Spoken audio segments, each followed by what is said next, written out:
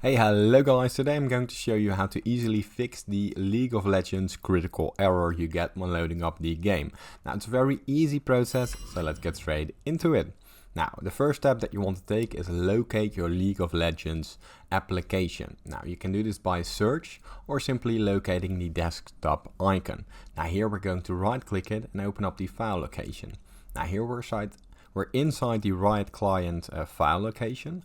What you want to do, you want to go to the Riot Games tab right here and open up the League of Legends folder. Now here we have two folders that we need to pay attention to. This is the data folder and the config folder. Now what you want to do, you want to hold escape and click both of them, and from there right click it and go to show more options and press delete. Now what this will do, these are cached items, temporary files which can be deleted and most of the times interfere with the normal process of the game.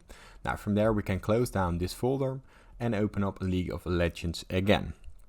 Now what this will do, as you can see, it starts to load up, and from here you can sign in to your account and you can reinstall that temporary bit from League of Legends and will fix your problem.